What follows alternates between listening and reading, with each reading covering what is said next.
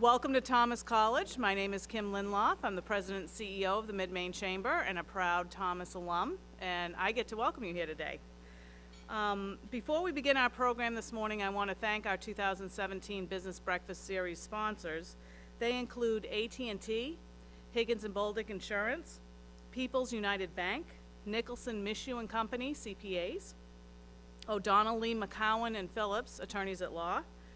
Our print media sponsor is the Morning Sentinel, and our radio sponsor is 107.9 The Mix.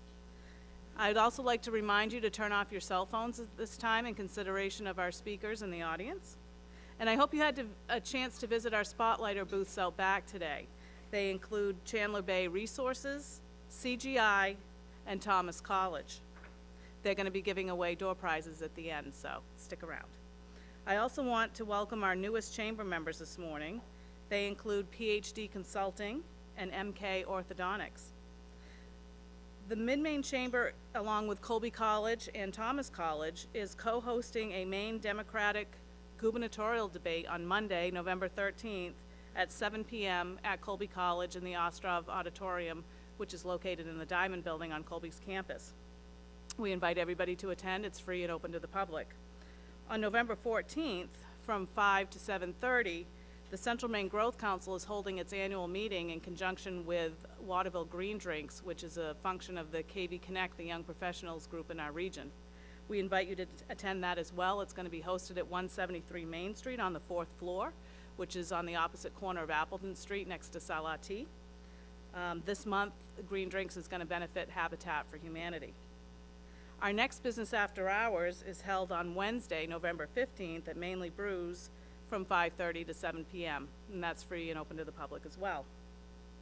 On November 16th, the Growth Council is hosting Central Maine Tech Night at Hathaway Creative Center in Waterville. Sponsored by CGI, this event is going to kick off Central Maine Converge and Create Weekend, which is a function of happening right here at Thomas College. It officially begins on the 17th, Friday, and goes into the 18th. For more information, we invite you to contact Mike Duguay here at the Harold Alphon Institute for Business Innovation at Thomas College. The next business breakfast will be on December 7th, again here at Thomas, featuring Sheldon Perkins, who's a senior account executive at Vreeland Marketing. He's going to discuss what a brand is and how to measure the effectiveness of your communications. It's now my pleasure to introduce our speaker this morning, Greg Glynn. He is with Nancy Marshall Communications. Time and time again, Greg has stepped up with innovative and quick-thinking solutions for its clients' problems. From social media to broadcast media to press releases, Greg does it all and does it calmly, thoroughly, and efficiently. Greg's sports background and competitive nature fuel his passion for strategic marketing and powerful branding ideas, and he loves sharing his knowledge. You'll often find him leading a community or nonprofit workshop on the latest social media or PR and marketing tactics. His enthusiasm is contagious, and participants leave energized and eager to put his tips and techniques to use for their own organizations. He specializes in all things media, like coordinating media coverage, news conferences and press releases, all things broadcast, from managing radio and television interviews for Nancy Marshall's clients to filming, recording, and editing video content, public relations and marketing in the nonprofit, legal, educational, and healthcare fields. And he conducts Nancy Marshall Communications media training sessions. Before joining Nancy Marshall Communications, he was a play-by-play broadcaster and VP of Communications for the Portland Pirates hockey team. That sounds like fun. A sports broadcaster for a Connecticut radio station and a contributing writer for multiple sports publications. He graduated with a BA in Mass Communications from Quinnipiac University in Connecticut and holds an accreditation in public relations. Please join me in welcoming Greg Glynn.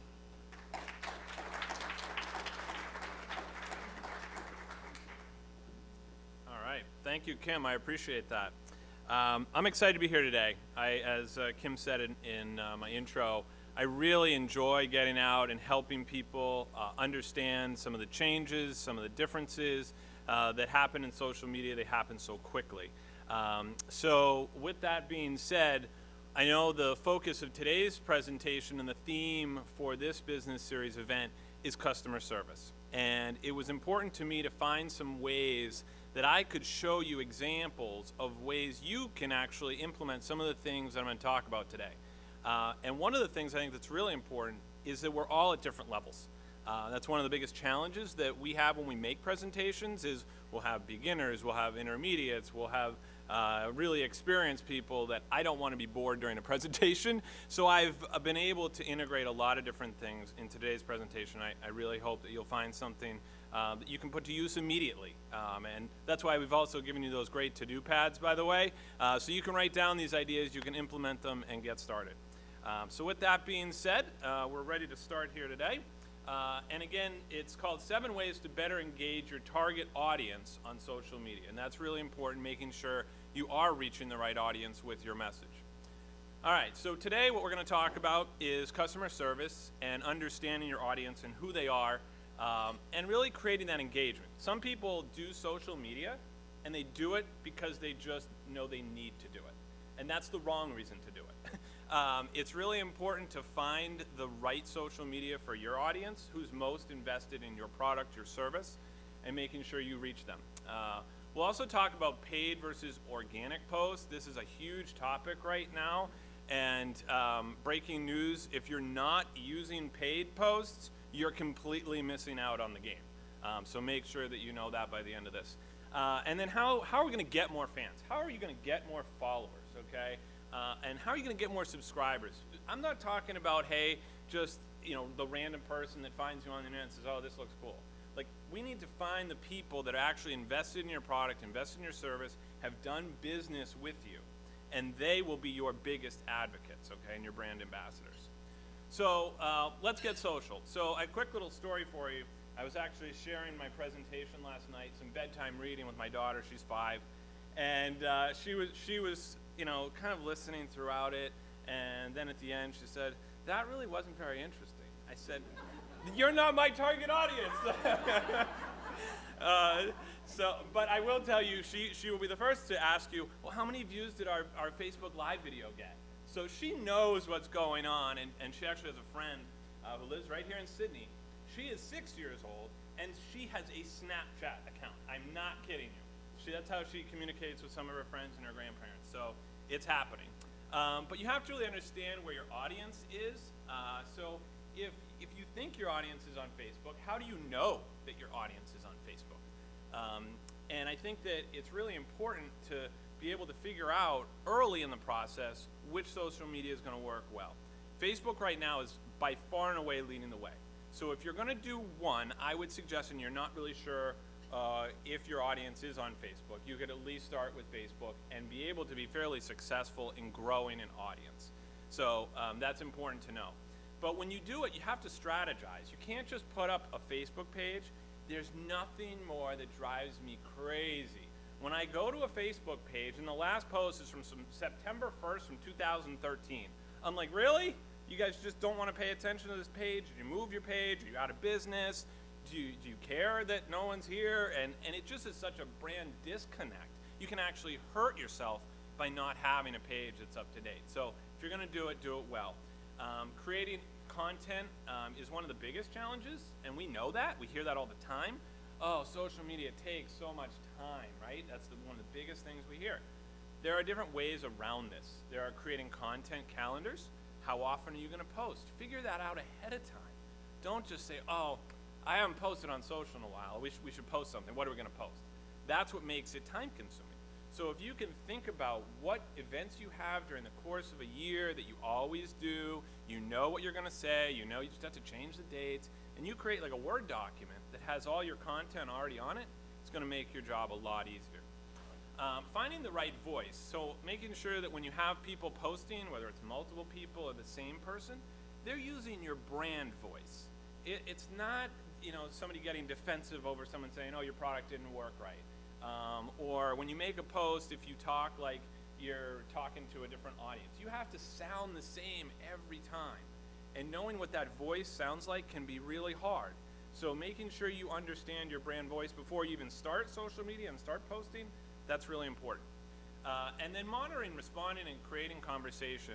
There are a lot of tools, some I'm going to talk about today, that allow you to monitor social media without you having to log into your account every day and trying to sort through who's saying what do I have to worry about, are there any fires on this page today, did anybody comment that I need to pay attention to? So we'll get into that as well. All right, so I have 7 ways, right? So I promised that out of the gate, you're going to get 7, and if we have time, I even have bonus ones for you. But the first one is going to be Facebook Insights. How many people here know what Facebook Insights is? Okay, so a little more than half. Okay, good stuff. So the idea is that Facebook Insights is a great way to understand your customers' behavior, who's doing what, who is that target audience, who is actually on your page, what actions are they taking, what time are they on your page, and all those things play into your strategy of how you're actually going to target them with your right messages. So it allows you, of course, to figure out how to schedule your posts. So I imagine, let's say, for example, I'm going to give you an example here, that you have an audience that is on at 9 o'clock at night. You've got, let's call it a female audience, most of them are mothers, and they're on between that 8 and 9 p.m. range. They maybe put the kids to bed, and you're saying to yourself, gosh, that's when they're on? What am I going to do about that? Am I going to have to stay up at 8 o'clock and make a post? No. You can schedule posts, and that's an important thing to know so that you can, again, be more efficient with your time. You can schedule a bunch of posts. You could schedule a month. You could schedule a year worth of posts. You have to be careful in case things change, which they do, but there are definitely ways to make sure you're targeting your audience at the right time, because you can make a post when you're like, okay, I'm just going to do my social thing this morning at 8:30. You make a post. When you come in, you're like, great, I did this. Well, your target audience at 8 o'clock at night's never seen that post because so many things happen during the course of a day. So that would be a miss. So how do you find out this information? Well, that's where Facebook Insights comes in. So for those of you that use it, you'll recognize this screen. And I'm going to come over here just to give you an idea because it's hard to read. But the idea is that this is a similar example to what I'm talking about, where this graph will show you your audience. And this here is the Play Center for Young Healthy Minds, one of our clients out of Mass General Hospital. And they actually have an audience of, just like I was describing, the mothers that come on between the 8 and 9 o'clock range. 379 of their more than like 800 fans are actually on at that time period. And this up here shows you the day that we're talking about. So for them, all the other days of the week, except for Thursday, have only 600 people online during the course of a day. But on Thursdays, for some reason, they have the most amount of people on. So if I'm their content creator, I'm thinking, okay, I'm going to schedule a post for 8 o'clock. It's going to be on Thursday, and it's going to target their audience, which we're going to find out here in a second, is based on this information, which also comes from Insights, is going to tell me that 79% of those fans are women. So there's how I'm getting for you that motherly audience, is that I can tell the percentage that are women. I can also tell their age. Wouldn't it be nice to know how old your fans are? Because you're going to find content that's actually attractive to them in their period of their life. So 35 to 44, bam, that's again right in that motherly wheelhouse, right? So, and the other thing it tells you is you can find out where they're actually living. So Boston, Massachusetts, of course, they are out of Massachusetts. That makes sense. But you can promote events in Massachusetts. You could post a seminar in Massachusetts, and you'd be able to promote it directly to your target audience of mothers in the ages 35 to 44 in Boston, and you would have tremendous success with that on Facebook because you know that that is your audience. So when they make posts, they know that, and they use that to advantage, and they do it at the times that they know that audience is going to be online. So very helpful to know from Facebook Insights. The other thing that's really great about Facebook Insights, especially for people that are making posts and you're like, how come no one's clicking? How come no one likes this post? Right? There's nothing more frustrating than when you think you have like a great post and you're like, oh my gosh, 36 people? Really? That's it? So the idea is that this is where you can go and you can see all the posts you made back until all the time. And you can actually find out who is clicking on what type of content, what things did well. So here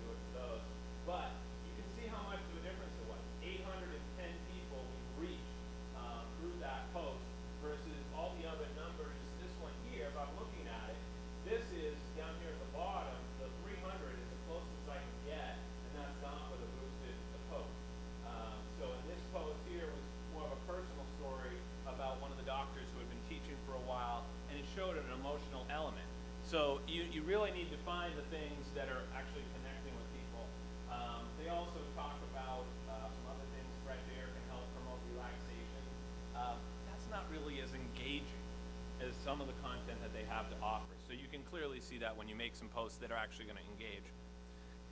All right, number 2, we're going to talk about hashtags. How many people here use hashtags on a regular basis? Okay, a little less than half.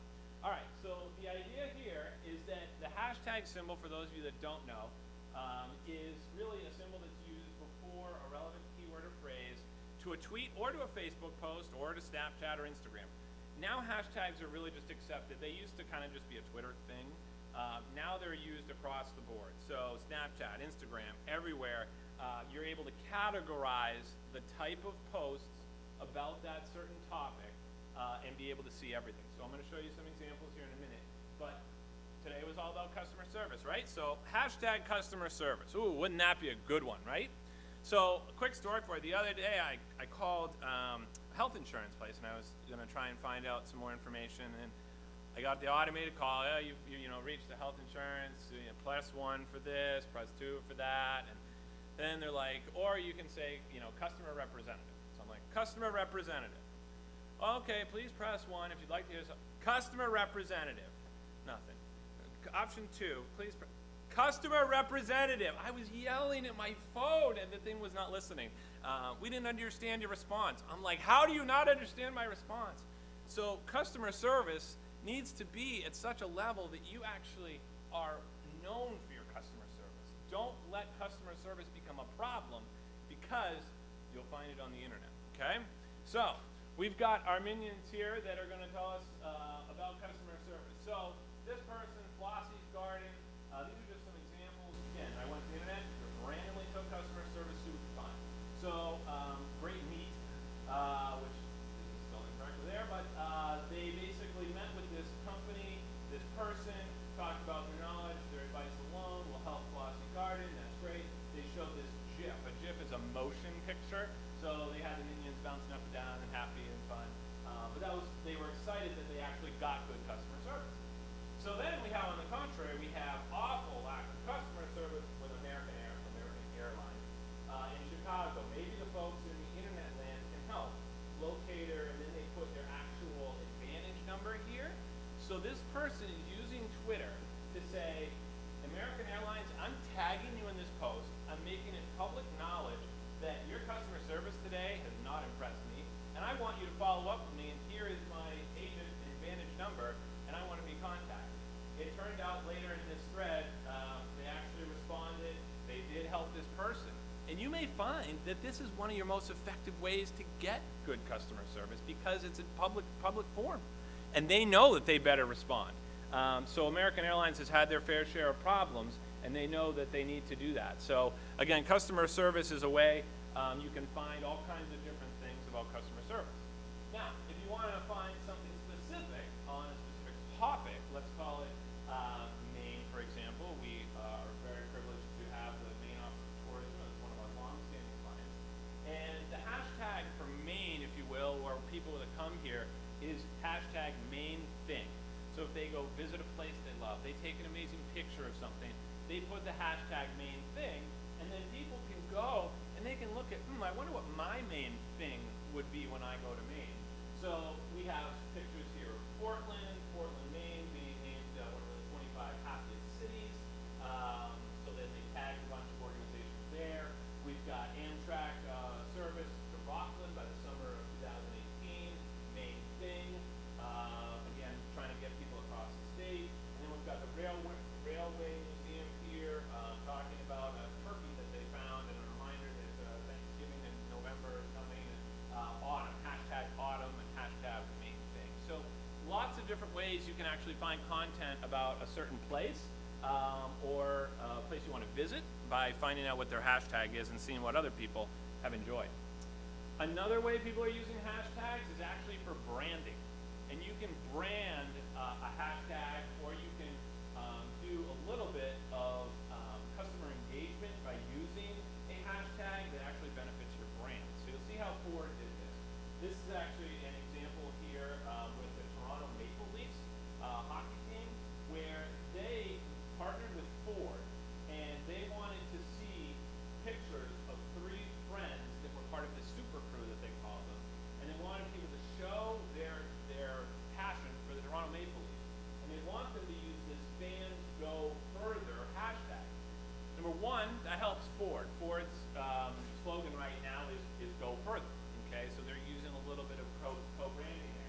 The other thing it allows the Maple Leafs to do, they all of a sudden can find every single picture that has been submitted to this contest by looking up the hashtag fans go further.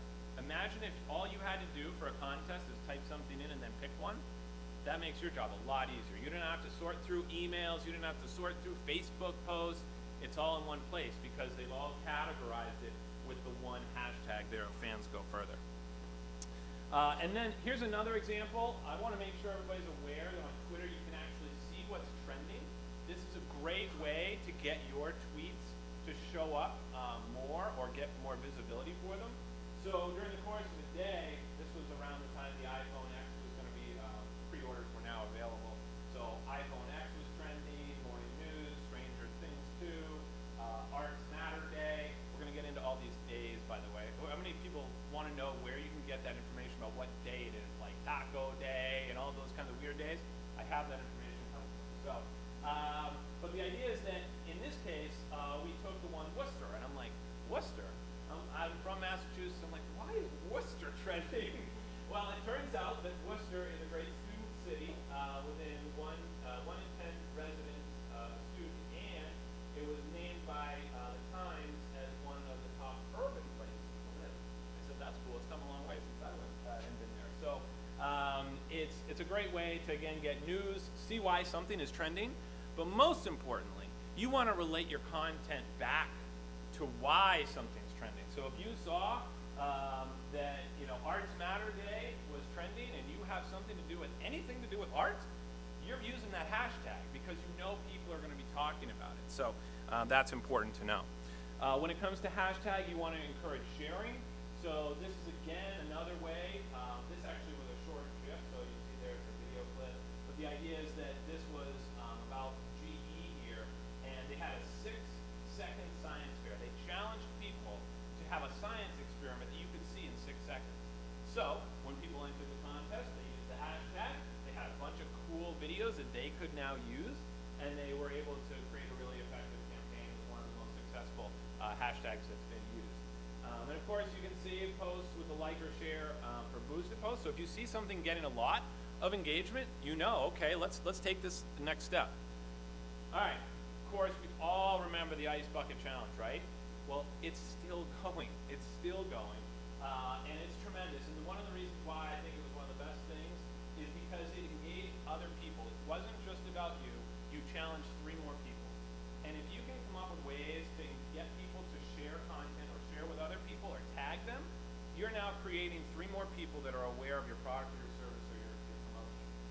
So people are still dumping ice buckets on their head to raise the money for ALS, which is absolutely incredible, one of the most successful programs of all time. All right, so here's that question number 4, organic versus paid. We're going to get into Facebook ads and Business Manager. There's going to probably be a lot of questions about this, so I'll make sure I leave time at the end for that. The next thing here is that organic posts will not get you very far. You need to have a huge following or a really cool post, a viral post, to get you really good organic, which is just you posting and trying to strategically get your audience. So this was an example actually from PlayStation. This was one of the top Facebook posts in 2016. They used the hashtag. They also had a contest going on, of course. So you get all those kids and adults that are on PlayStation. They follow this because they want to be the latest and greatest. They want to have all the latest gear. So this was one of the most popular posts. They used the hashtag. They had full contest rules. So they used a link, which then spreads. That link now is available to anybody that sees this post. So be sure you're using links. They also used a Bitly link. For those of you in the advanced section, basically Bitly allows you to shorten a URL so you can fit it into your Word document. Strategic organic posts can work. So if you know you're targeting the right audience, certainly you don't need to send it out to the masses if you're really trying to find one certain audience. But paid posts need to be part of your strategy, and I'm going to talk about that right now. So this is another example where I was talking about here before of a paid post, and it gets so much more engagement, it reaches so many more people, and the idea behind it is you can actually spend only like $5 to $10 to reach probably 3 times as many people, and it's well worth it. So when you do this, there are certain ways that work the best. So, how many people here have boosted a post? That's good. Okay, good. Good to see it. So, the idea here is you want to find the audience that's going to really engage with this post. There's no reason to send it to the people that you don't think are going to engage because you're really going to only be wasting your money. So, the idea here is you get an opportunity to find your audience. So, you can do men, you can do women, you can do certain age groups, you can do all kinds of demographics. You can decide how long the post is going to run for. That's important if it is a time-sensitive thing. So if you're promoting a webinar that you're doing or an event that's coming up, you want to make sure, obviously, you're within that time period. The budget, so you can set that and forget it. You're not going to worry about, oh, did we go over budget? Like you can on some things, like cost per click ads, where you're paying for clicks. That can get expensive if you're not aware of how much stuff's going on. This, you can actually set a budget, so that's really nice for those budgets.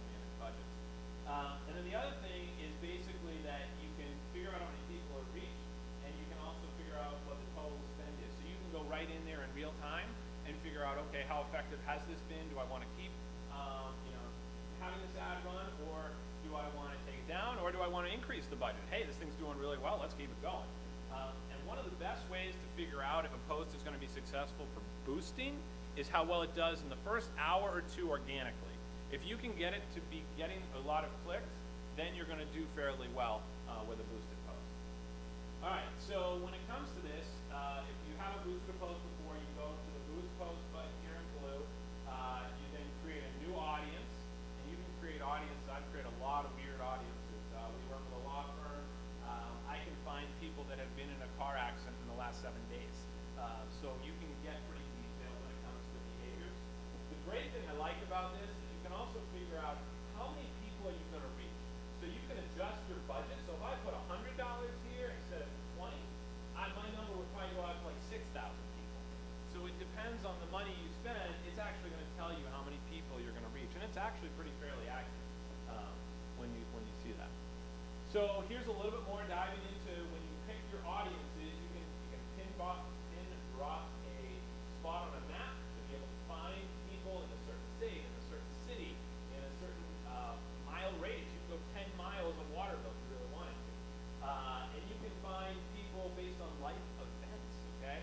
So imagine if you could find close friends of women with a birthday in 7 to 30 days. And you could say, if you had a product, makes a great birthday gift, buy one today. You're now hitting that exact audience that is looking to probably buy a birthday gift for a friend by finding this exact audience, because Facebook knows, because we all like to put all of our information to Facebook. We now know when your birthday is, but it also knows who's friends with the people that have the birthday coming up. So they're able to take that information and give you that exact person. That's incredible for people that are marketing to an exact audience. You can find people, go back to demographics, parents with early school age children, 6 to 8 years. You can find people that are interested in charitable organizations, children's rights. There are so many things that you can put in these specific demographics that it will blow your mind. So please use this. The other thing here is it gives you a nice little meter of the audience size. So the more specific you get with these demographics, your meter is going to go either to the left or to the right, or tell you right in the middle. So it's a really good indicator of how detailed you're getting.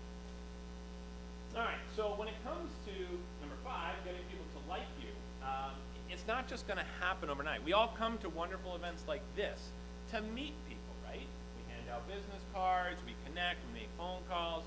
You don't just get people to walk into your office and say, hey, I'd like to meet you today. That doesn't happen. So it's the same type of thing here, where you want to promote that you're on social media, because if people don't know about it, they don't know you, then this is a great way to do it. So make sure that your social media icon should be above the fold.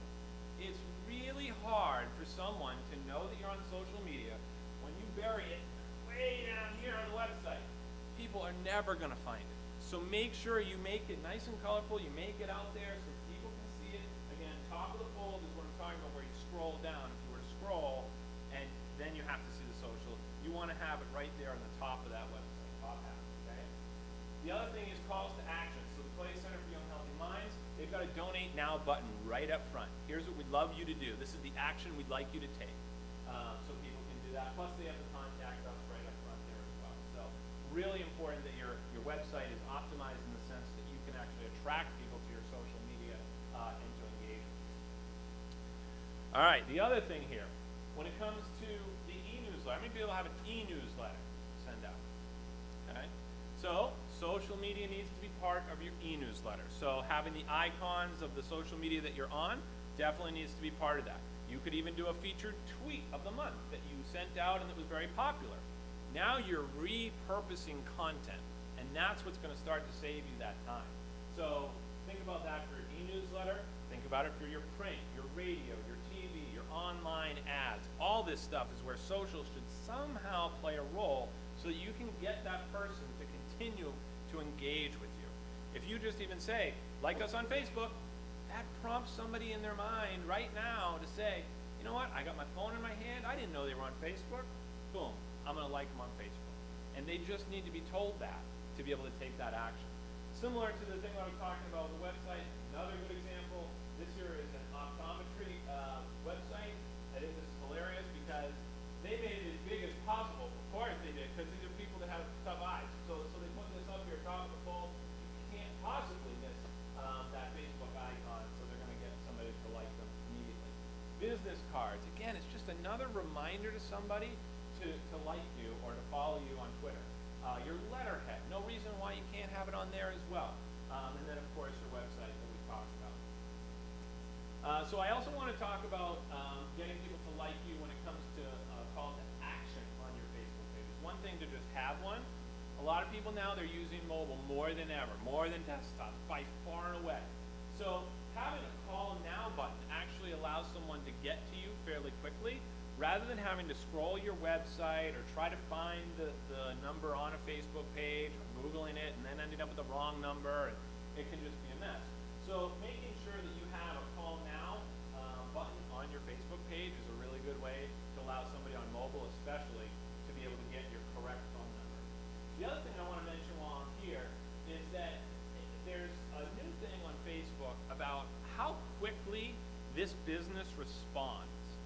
Now, for some of us, it can be a burden to respond and how quickly you get back to somebody. Typically, right now, about the average is about 2 hours, okay? But why is this important? This is important because Facebook is actually given a benefit to those that respond quicker. They are going to display your post more if you respond to people than if you don't. So if you're responding and your average time is 1 to 2 days, and they have a choice of sharing your post from a business or another business's post for someone that might be in the same kind of target audience, they're actually going to show the other person's page that responds quicker. So make sure you're responding to a lot of the messages you might get on Facebook. And then I also think that it's really important to just take that extra second, again, going back to a content calendar, and finding out how you can get your content to relate to whatever's in the news, whatever time period of the month may be. For example, Halloween costume contacts. This is for the optometry place. Halloween costume contacts can cause permanent eye damage if you get them without a prescription. If you absolutely must have them, schedule an appointment with us today. I'm thinking to myself, wow, I would have never thought that somebody would literally change their eye color for their costume and all that, but they're creating awareness. They're helping their customers realize that this could be a challenge. So they're building this thing about knowing and liking and trusting. And that's how they're getting. They're not selling you that you need to go buy contacts. They're not selling you, hey, you should sign up to come and be a client. They're basically just saying, hey, we want to help you. We don't want you to damage your eyes. So talk to us. It's a much better way to approach it than selling all the time. So number 6 is use video. So video is the next big thing. It always has been. People are just kind of slowly adapting to it and getting the technology to do it.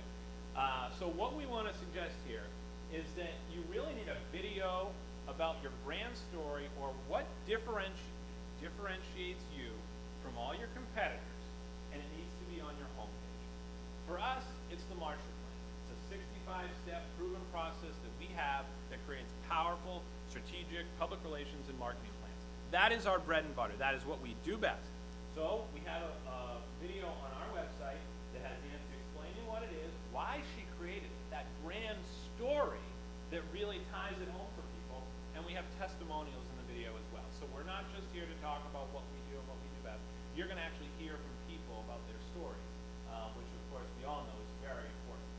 We also then want to make sure you realize that you can repurpose content. So we have a testimonial video that we use for some of our education clients when we go and we make a pitch.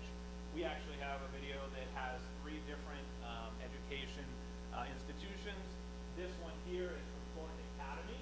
So we shot a great video with them. They were awesome. They did a Marshall Plan, and then we took their video, and when we had Randy Menard's testimonial on our website with his copy, we also included the video from Glynn Academy. We were able to just take out that one segment from our whole educational video and put that right in there.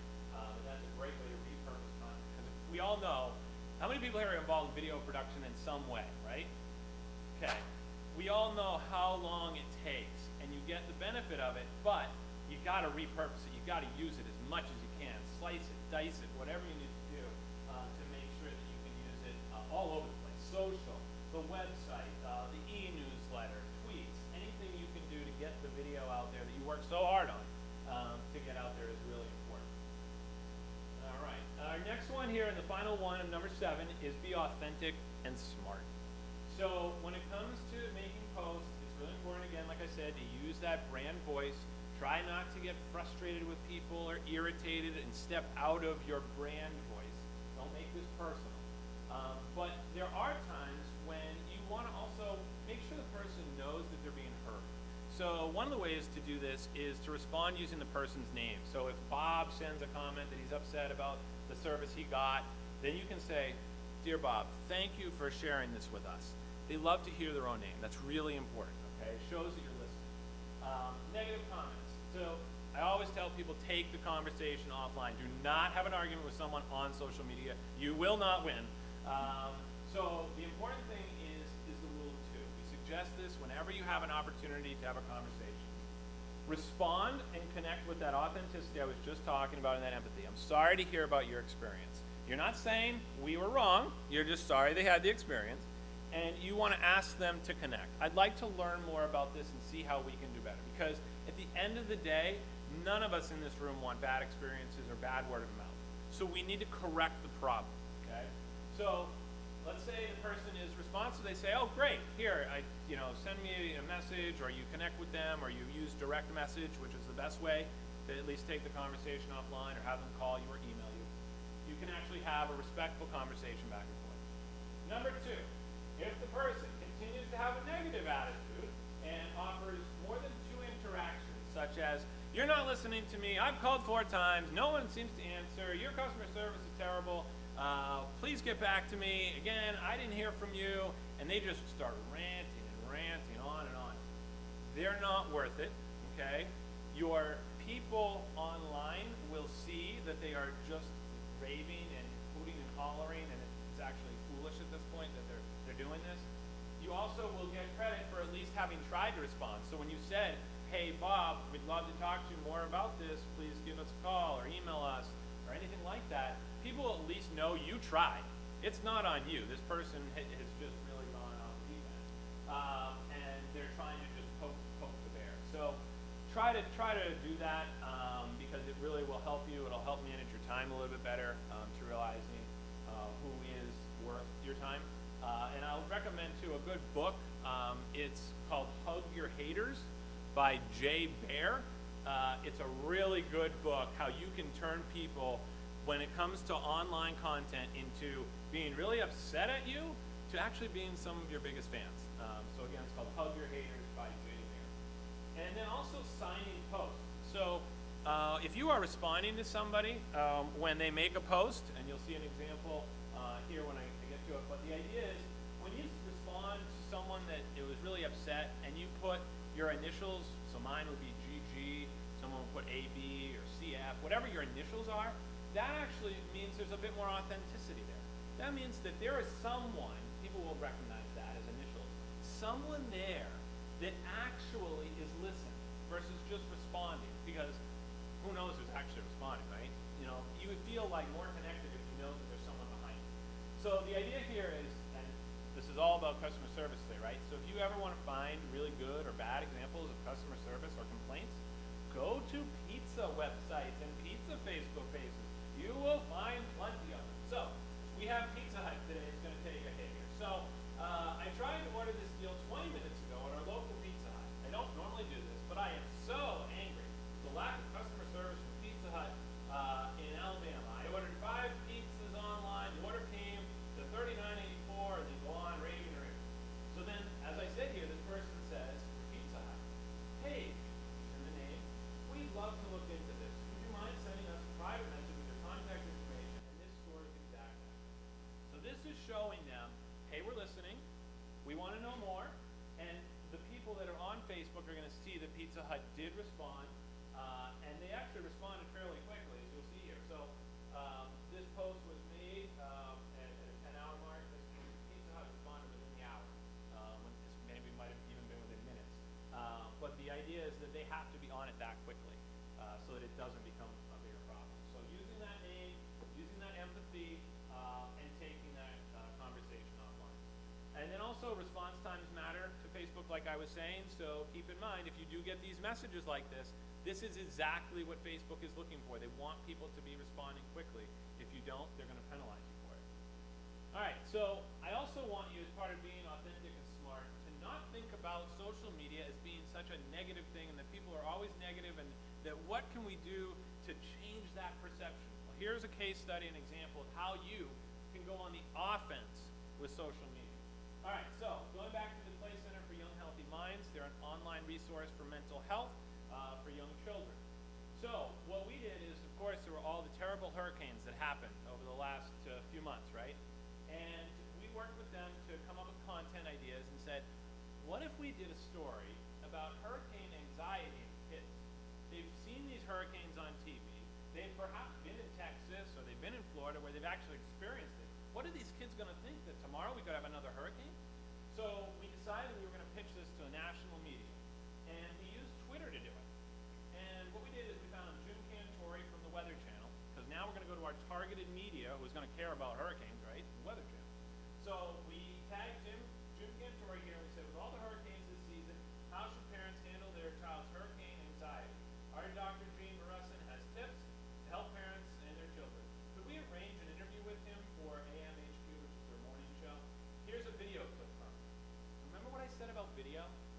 They got to hear directly from him and realized that the doctor wasn't a quack, that he was a regular human being who had a very good message. He was smooth, that his presence on camera was going to be strong, and then they were able to watch the video clip of him talking about why he's so passionate about helping kids. So, what happened? All of a sudden, 3 days later, Dr. Gene Barusin live on the Weather Channel talking with Jim Cantori and his co-host about hurricane anxiety. Because we reached out, we took the offense, we went and said, let's go tag Jim Cantori, let's get him to notice this, because media, they've got 100 emails that they've got to read. The Twitter is their least clogged inbox. They get a message in Twitter, they're going to probably read it, because it's going to come up and it's just going to be part of those notifications. And who would much rather read 1 or 2 notifications about some message than looking at his whole 500 emails for the day? We win. We get through to his inbox because we use Twitter. All right, so then another tool for you here. This is TweetDeck. I'm going to run through some of these. If you aren't using TweetDeck, you can sort by your hashtag. You can sort by your handle for your business or your company. And you can set up columns of different types of content that are coming in the conversations that are going on. The other one here is Bitly. I mentioned that earlier. So this is how you shorten long URLs. We all have them on our website, right? You want to share content about your mortgage rates. Well, you got a long URL, you want to shorten that down, you can easily say, hey, check out our latest mortgage rates, and all of a sudden it's just bit.ly.com and then a few other characters after it, rather than a huge URL which would take up too many characters. TweetDeck, I just mentioned there, you can separate in a column. It's also great for monitoring. You can also schedule tweets. A lot of people forget that. You can schedule tweets by using TweetDeck. You can schedule them months out in advance if you want it. You can have business manager analytics through Twitter. So just like we talked about insights for Facebook, you have that for Twitter as well. And then there's also step-by-step videos on YouTube. I go back to video a lot, but you can actually learn a ton of things on YouTube, people who just spend time doing step-by-step instructions on YouTube about how to do certain things with social media. So always a great resource. Some more bonus tools and tips for you. So you can find out the best image sizes for how do you get that picture to look right so the guy's head isn't cut off in the Twitter image. You can figure that out by using this, and I'll share these slides so you have an exact URL. Free photos. How many times are we like, oh, I wish I had a picture of somebody playing soccer, or I wish I had a picture of fall foliage. You can actually get free photos, no credits needed, at this website, and you can get those and find out more there. Here's those national days and months of the year. Oh, the golden nuggets that we all want, right? So you can go to this website here, nationaldaycalendar.com. It's a real thing. You can even order a calendar if you want. They make calendars. And you'll be able to get those, and you can really plan out your content calendar rather than going, oh, today was National Taco Day, and we're Taco Bell, and we didn't know that. You know, so you need to stay on top of some of these things so that you can stay ahead of the game. That's going to be a big help. All right, so as I wrap up here, we are going to do some questions, and then we're going to give away Nancy's book. So let's talk questions. Who would like to start us off today? I know it's a lot to digest. Any questions? Go ahead.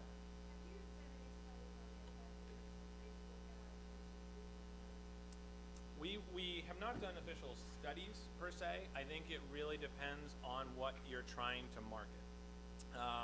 For example, for our law firm situation, we've actually found that they do better on Facebook because they're such a referral business. The reason is they have people that they know, like, and trust them on their Facebook page. So when they like or they post about something that another person likes, they're actually getting more benefit from that than the blind kind of call, if you will. We've all made those cold calls. That's essentially what Google AdWords would be. Unless somebody knew about the law firm beforehand, it's like a cold call. They may get displayed the ad, but it's really hard to be able to know if that person has any idea who that law firm is and what's going to differentiate them. However, then there's definitely cases, I would say, for retail.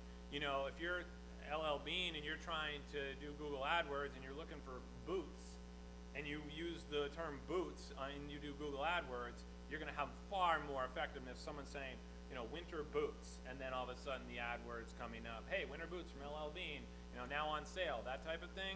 That's going to be much better for that type of audience, because now they might not have been a fan of your Facebook page. They're actually just looking for winter boots. And because you can order online, you can do all that stuff, you could reach anybody.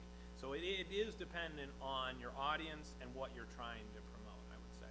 Yeah. And I will say also too, when it comes to AdWords, make sure you're measuring it. Just like we talked about with Insights, we have clients that we help them with their AdWords, but if you don't pay attention to what it's telling you or you adjust your keywords, then you're not really using it to its full capacity or seeing how many calls you got as a result, how many website clicks or video clicks. Every Google AdWords ad or promotion that you have should have some type of call to action or a performance indicator. And that's what you're really going after. You're going after clicks, you're going after calls. That's the end result that you're looking for. Yep, go ahead.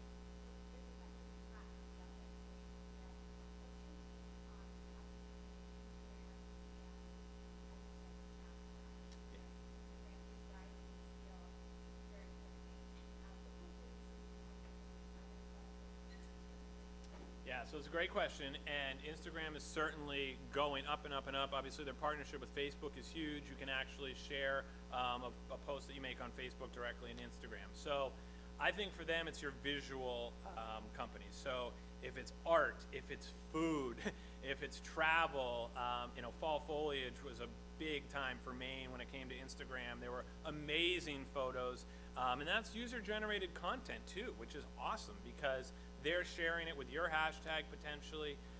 So I would say Instagram is definitely for those visual companies, and you can really make a lot of things pretty visual.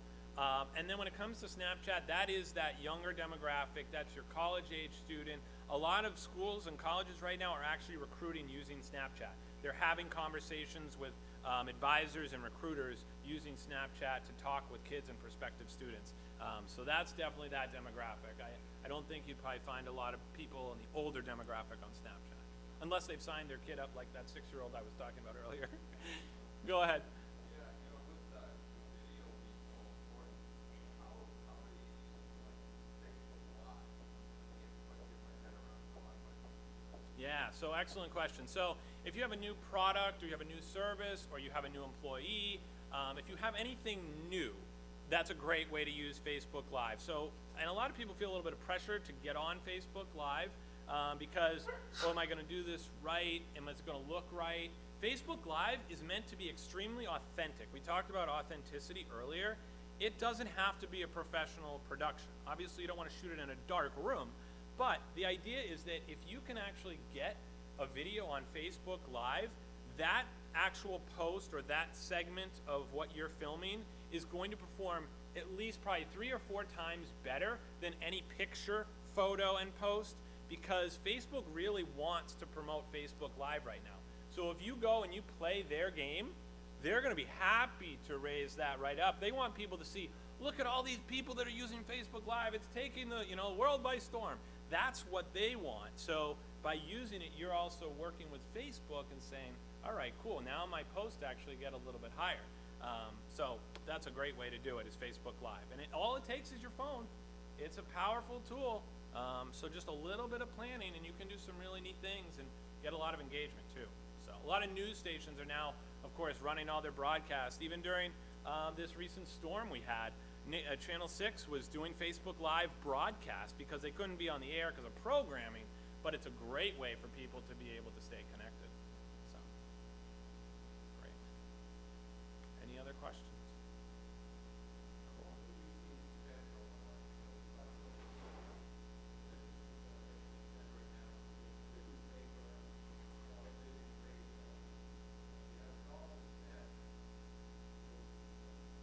It depends on the business, but I would definitely be putting it into it, depending on how big your Facebook page is. I would say Facebook would probably be first, and then I would say Google AdWords would be a very close second. It would depend on the business.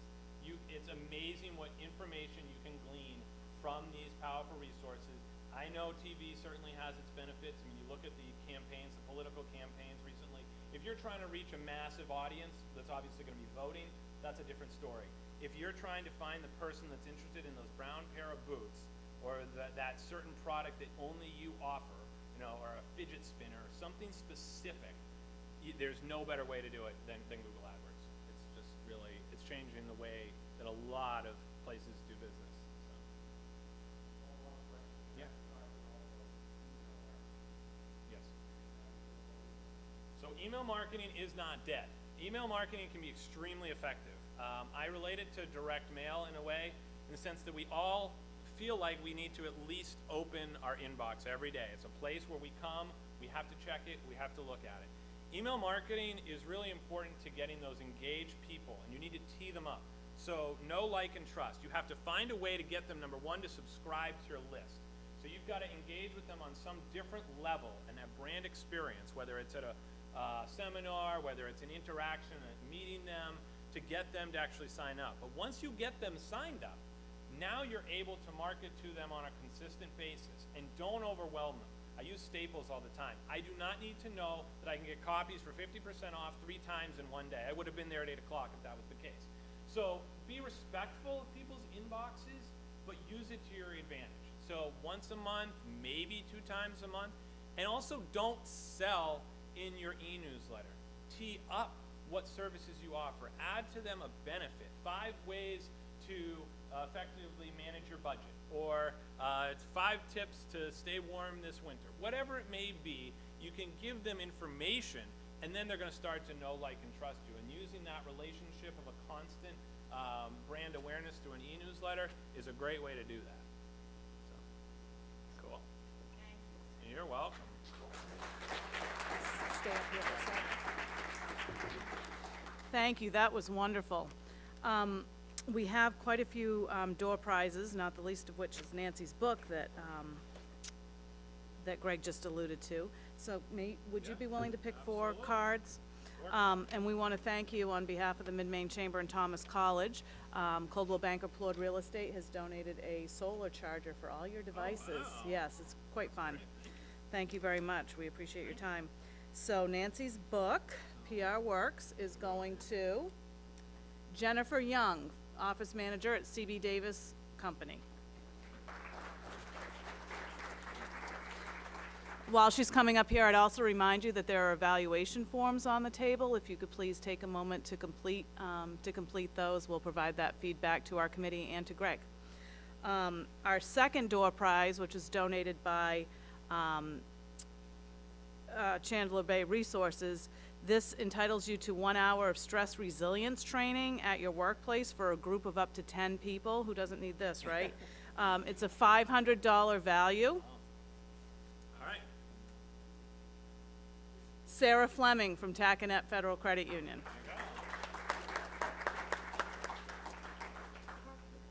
Yay, stress relief. CGI has also donated 4 tickets from the Snow Pond Center for the Arts and Snow Pond Arts Academy for its chili and chowder cook-off this weekend. And that's going to Craig Burgess from Marden Surplus and Salvage. Craig, I'll give them to you after. And last but not least, Thomas College has donated, I'm assuming it's $50 in LL Bean gift cards, and that's going to Catherine Wood, a JMG specialist at Lawrence High School. So thank you all for your time and being here today. We look forward to seeing you at some of the events I mentioned earlier. Have a great day.